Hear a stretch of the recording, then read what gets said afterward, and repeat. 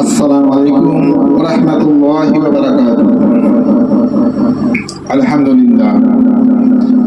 আউযু বিল্লাহি মিনাশ শাইতানির রাজীম। বিসমিল্লাহির রাহমানির রহিম। আলহামদুলিল্লাহ। সমস্ত তারিফ, সমস্ত প্রশংসা একমাত্র আল্লাহ রাব্বুল আলামিনের জন্য, যিনি এই পবিত্র মওকায়, এই স্থানে উপস্থিত করিয়ে কিছু কথা বলা এবং শোনার জন্য যে তৌফিক দান করেছেন এবং যা করছেন এবং আপনাদেরকে যে শোনাবার যে তৌফিক দিচ্ছে, আল্লাহ পাকের দরবারে জানাই কোটি কোটি শুকরিয়া, বলি আলহামদুলিল্লাহ। মানুষের মধ্যে যার সেখানে যাওয়ার সামর্থ্য আছে, আল্লাহর উদ্দেশ্যে ওই ঘরের হজ করা তার জন্য অবশ্য কর্তব্য। সূরা আল ইমরান। হজ ইসলামের পঞ্চম ভিত্তি। হজ এর অবিধানিক অর্থ সংকল্প করা। হজ্জের মাসে শাওয়াল, জিলকদ ও জিলহিজ্জা মাসের প্রথম 10 দিন বিশেষ বিশেষ আমল দ্বারা কতগুলো বিশেষ জায়গা যথা কাবা শরীফ, মসজিদ হারাম, সাফা মারওয়া, মিনা, মুজদালিফা, আরাফাতের ময়দানে হাজির হওয়ার নাম হজ। এরপর মাজার শরীফ জিয়ারত করা। এ ব্যাপারে প্রিয় নবী সাল্লাল্লাহু আলাইহি ওয়াসাল্লাম বলেন যে হজ করে গেল অথচ আমার জিয়ারত করলো না, তবে সে আমার সঙ্গে বড় গুস্তাখি করে গেল।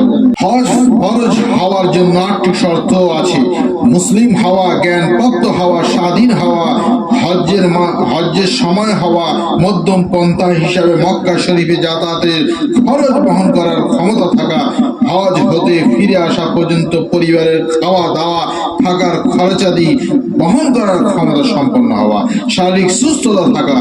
হজের মধ্যে ফরজ কাজ 3টি।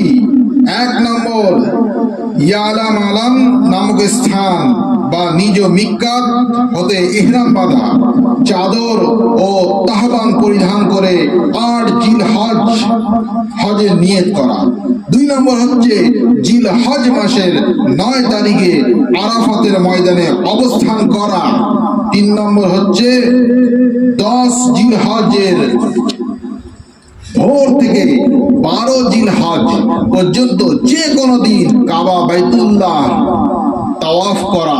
3টির কোনো একটি বাদ গেলে হজ হবে না, পুনরায় হজ করতে হবে। হজের ফজিলত কি? হজ কবুল হওয়ার চিহ্ন কি? রাসূল করিম সাল্লাল্লাহু আলাইহি ওয়াসাল্লাম বলেছেন যে হজ গুনাহ এবং অন্যান্য খারাপি হতে পবিত্র হবে, তার পুরস্কার বেহেশত ছাড়া কিছু নয়।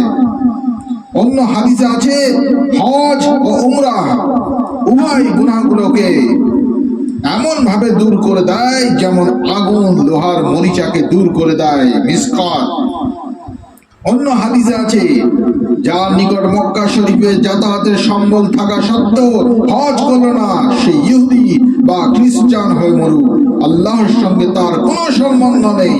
বুখারী। হজ কবুল হওয়ার চিহ্ন হলো যে হজ হয়ে ফেরার পর দ্বীনের কাজে বা ধর্মের কাজে বেশি পরিমাণ অনুরাগী হওয়া, শরীয়ত বিরোধী কাজ হতে বিরত থাকা। আসুন আমরা মহান আল্লাহ তাআলাকে চিনি, বুঝতে শিখি। আকাশ ও জমিনের সম্পদের একমাত্র মালিক আল্লাহ।